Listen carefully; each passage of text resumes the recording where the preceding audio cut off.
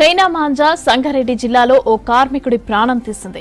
ఫసల్వాది సమీపంలో బైక్పై వెళ్తున్న కార్మికుడి గొంతుకు చైనా మాంజా చుట్టుకోవడంతో తీవ్ర గాయాలతో అక్కడికక్కడే మృతి చెందాడు. మృతుడు బీహార్కి చెందిన అద్వైక్గా గుర్తించారు. చైనా మాంజా వాడకంపైన కేసు నమోదు చేసిన పోలీసులు ఎంక్వైరీ చేపట్టారు.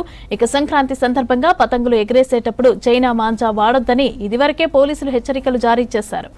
ఆదేశాలు ఉల్లంఘిస్తే కఠిన చర్యలు చేపడతామని తెలిపారు. చైనా మాంజా సంగారెడ్డి జిల్లాలో ఓ కార్మికుడి ప్రాణం తీసింది. ఫసల్వాది సమీపంలో బైక్పై వెళ్తున్న కార్మికుడి గొంతుకు చైనా మాంజా చుట్టుకోవడంతో తీవ్ర గాయాలతో అక్కడికక్కడే మృతి చెందాడు. మృతుడు బీహార్కి చెందిన అతనిగా గుర్తించారు. ఇక చైనా మాంజా వాడకంపైన కేసు నమోదు చేసిన పోలీసులు ఎంక్వైరీ చేపట్టారు. సంక్రాంతి సందర్భంగా పతంగులు ఎగిరేసేటప్పుడు చైనా మాంజా వాడొద్దని ఇదివరకే పోలీసులు హెచ్చరికలు జారీ చేశారు. ఇక ఆదేశాలు ఉల్లంఘిస్తే కఠిన చర్యలు చేపడతామని తెలిపారు. ఇదే అంశానికి సంబంధించి మరిన్ని డీటెయిల్స్ శ్రీధర్ అందిస్తారు. శ్రీధర్, ఈ చైనా మాంజాతోని ఓ వ్యక్తి గొంతు కోసుకొని చనిపోయినట్లుగా తెలుస్తోంది. అయితే దానికి సంబంధించిన అప్డేట్స్ ఏంటి? సంగారెడ్డి జిల్లాలో పండుగ పూట విషాద చాలుకున్నాయి. ఫసల్వాది గ్రామంలో అయితే బైక్ పై ప్రయాణిస్తున్న అవిదేశ్ అనే వ్యక్తి చైనా మాంజా మెడకు తాకి అయితే ప్రాణాలు కోల్పోయాడు.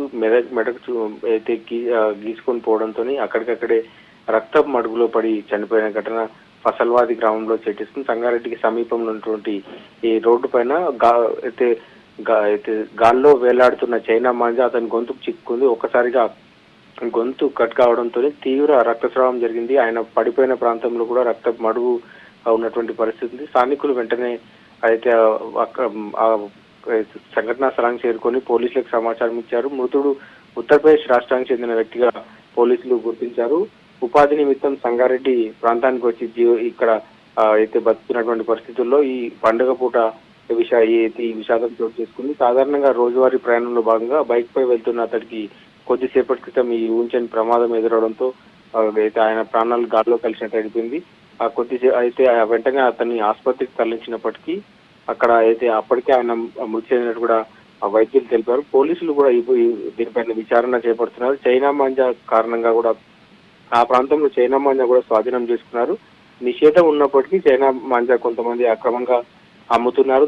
ఉపయోగించడంతో పాటు అంటే ఎవరైతే ఈ చైనా మాంజా పతంగులు ఎగరేస్తున్నారో వారందరూ కూడా చాలా వరకు షాపుల్లో ఎక్కువ డబ్బులు ఇచ్చైనా కొనుక్కునే ప్రయత్నం చేస్తున్నారు. అవగాహన కల్పిస్తున్నప్పటికీ వారంతా కూడా ఈ పట్టించుకోకుండా ఇట్లా చేయడం పట్ల స్థానికంగా విమర్శలు వెల్లువెత్తుతున్నాయి. ఈ అయితే చాలా వరకు ఘటనలు కూడా గతంలో చోటు చేసుకున్నాయి. ఈ ఘటనతో అంటే ఈ ఫసల్వాది గ్రామంలో పరిసర ప్రాంతాల్లో కూడా భయాందోళన నెలకొని ఎక్కడ బైక్ పై ప్రయాణిస్తే ఎక్కడ ప్రమాదం పొంచి ఉందో తెలియని పరిస్థితి ప్రస్తుతం ఈ ప్రాంతంలో నెలకొంది.